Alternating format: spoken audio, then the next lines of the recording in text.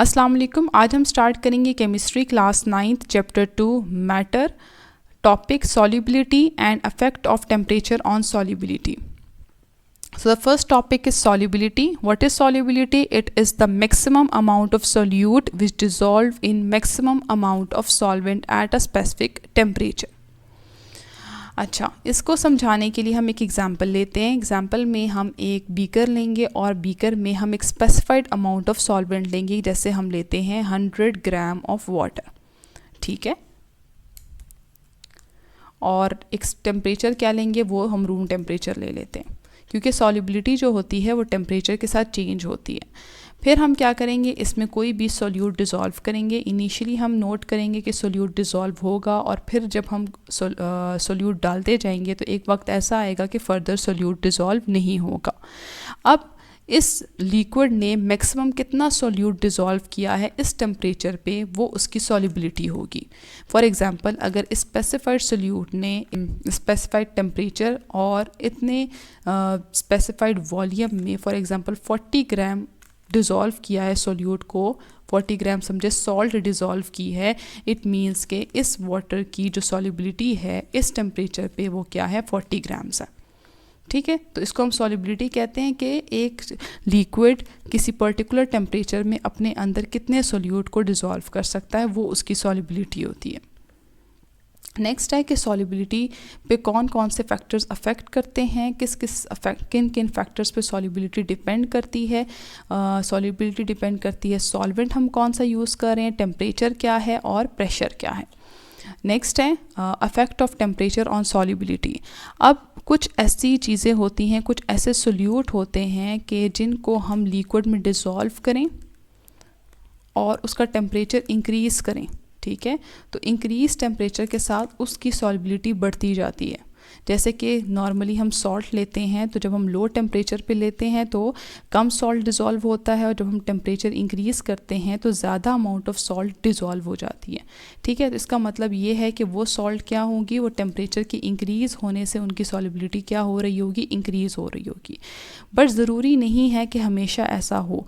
कुछ सॉल्ट्स ऐसे भी हैं जिनकी सॉल्युबिलिटी जो है वो डिक्रीज़ होती है विद टेम्परेचर, जैसे कि सोडियम सल्फेट है, कैल्शियम हाइड्रोक्साइड है।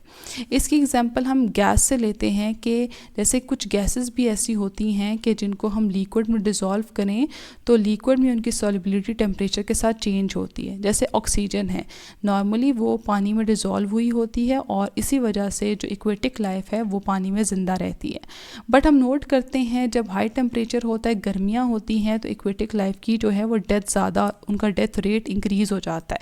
ऐसा क्यों होता है? क्योंकि एट हाई टेम्परेचर ऑक्सीजन जो है उसकी सॉल्युबिलिटी जो है वो वाटर में डिक्रीज़ हो जाती है। ऑक्सीजन की कमी की होने की वजह से जो डेथ रेट है वो उनका इंक्रीज़ हो जाता है। इसी तरह कुछ सॉल्ट्स भी होते हैं जिनकी सॉल्युबिलिटी टेम्परेचर की इंक्रीज़ होने से डिक्रीज़ होती है।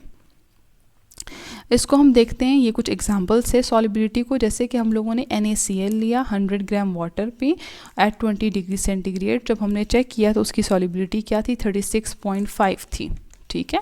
मतलब 36.5 ग्राम्स जो थे, 36.5 ग्राम NaCl जो था वो डिज़ोल्व हो रहा था 100 ग्राम वाटर में एट 20 डिग्री सेंटीग्रेड।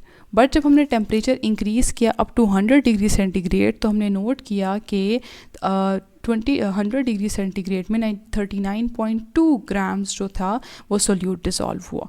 इसका मतलब है टेम्परेचर की इंक्रीज़ से जो सॉल्युबिलिटी है वो इंक्रीज़ हो गई।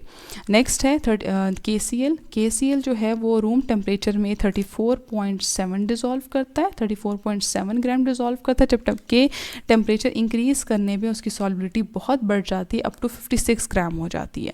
इसी तरह अमोनियम क्लोराइड जो है वो 37.5 ग्राम डिज़ोल्व करता है 20 degree centigrade, but at high temperature ये 77 ग्राम डिज़ोल्व करता है।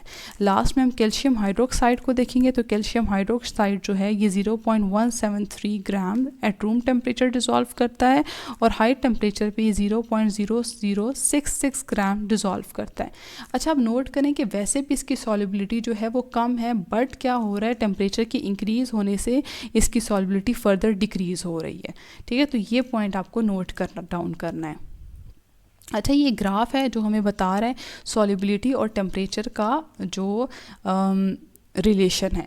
आप नोट करो कि पहले क्या है, सॉलिबिलिटी कम है, जब लो टेम्परेचर है तो सॉलिबिलिटी भी अप टू ज़ीरो है। जब हम टेम्परेचर को इंक्रीज़ कर रहे हैं तो देखिए नीचे टेम्परेचर बढ़ रहा है, तो हम टेम्परेचर को इंक्रीज़ करें तो हम नोट करें कि ग्राफ ऊपर की तरफ जा रहे हैं, डेट शोज़ के सॉलिबिलिटी बढ़ रही है टेम्परेचर के साथ।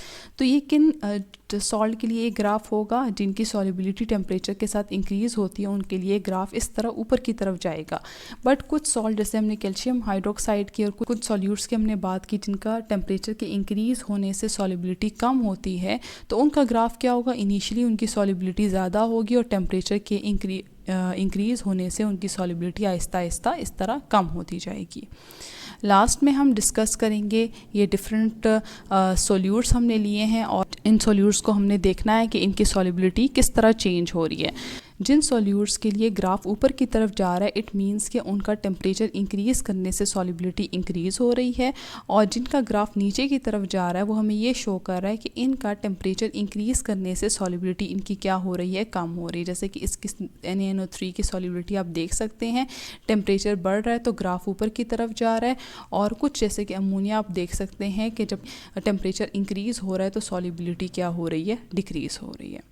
आई होप कि आपको टेम्परेचर का रिलेशन विद सॉलिबिलिटी समझ में आ गया होगा। Thank you so much. अल्लाह हाफिज़।